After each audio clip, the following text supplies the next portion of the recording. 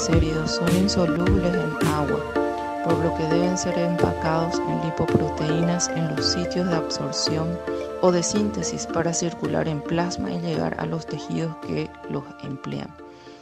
Las principales lipoproteínas consisten en un núcleo de ésteres de colesterol o ésteres de colesterilo y triglicéridos, cubiertos por una capa externa que contiene colesterol libre, fosfolípidos y apoproteínas.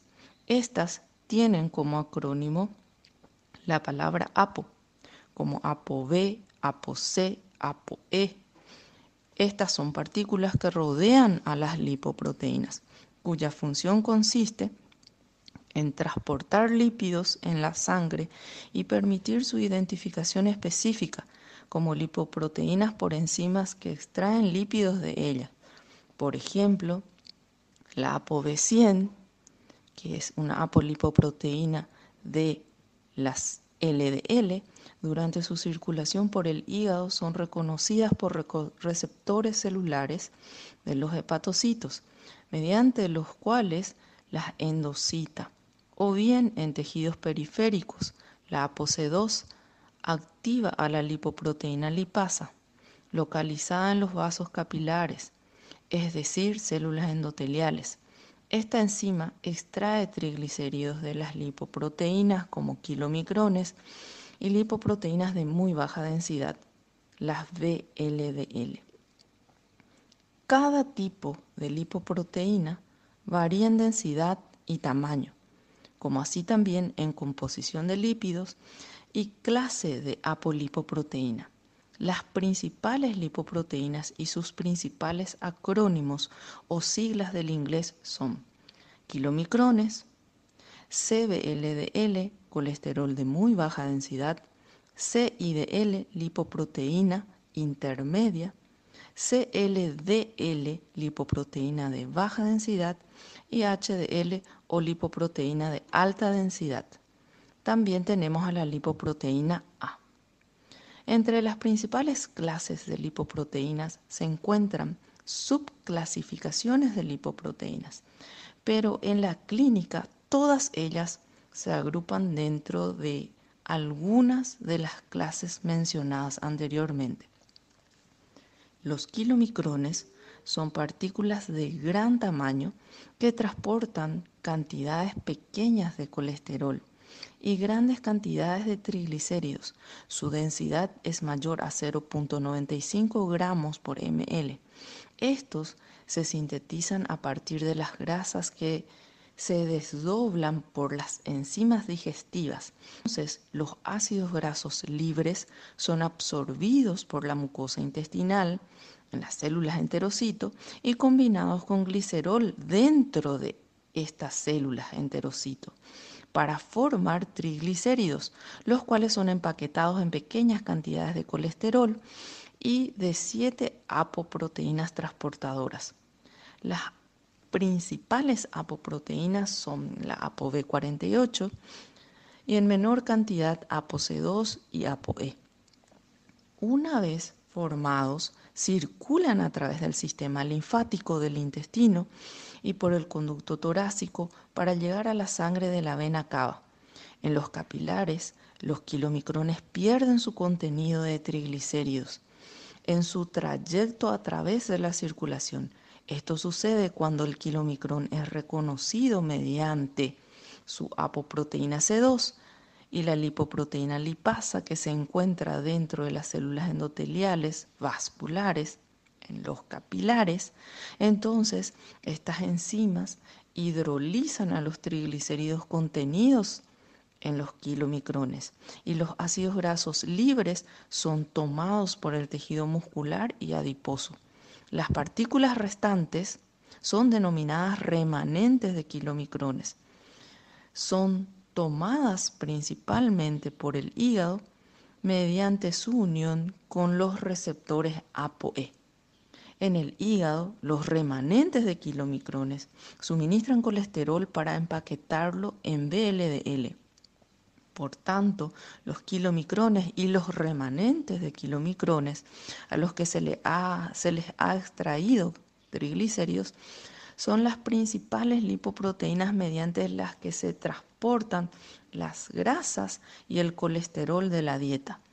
En el hígado, los remanentes de kilomicrones son empleados para conducir y secretar CBLDL, cuya masa consiste en 60% de triglicéridos y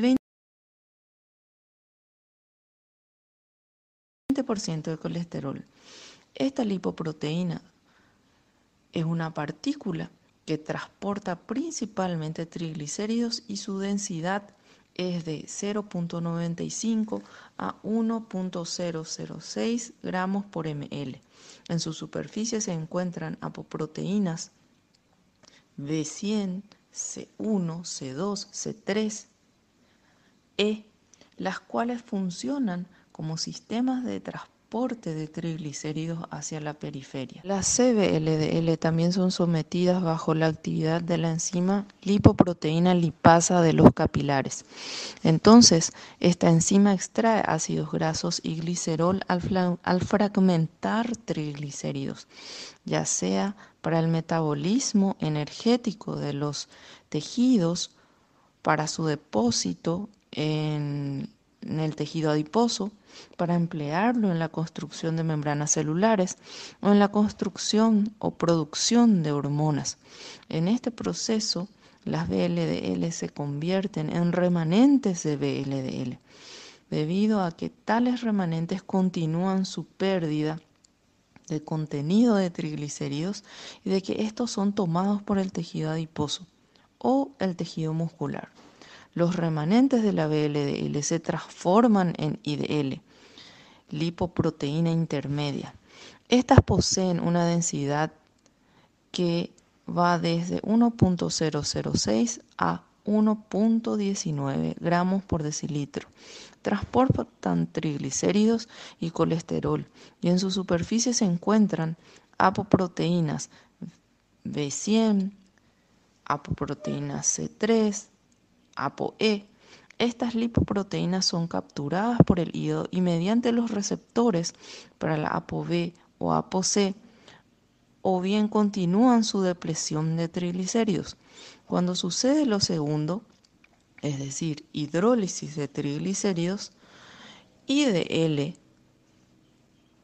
por lipasa hepática, estas se convierten en colesterol LDL o las LDL. Estas se convierten en colesterol LDL. Las LDL, cuya densidad es de 1.019 a 1.63 gramos por decilitro, son las principales lipoproteínas aterogénicas. Contienen ésteres de colesterol y pequeñas cantidades de triglicéridos en su superficie. Vamos a encontrar apoproteína B100, el cual es el ligando para el receptor de LDL en el hígado. Las cifras plasmáticas de LDL están controladas por la actividad del receptor para LDL, de los hepatocitos, cuya expresión aumenta o disminuye de acuerdo con la mayor o menor cantidad intracelular de colesterol en estas células hepatocitos respectivamente. Las HDL, cuya densidad es de 1.063 a 1.21 gramos por decilitro, son antiaterogénicas.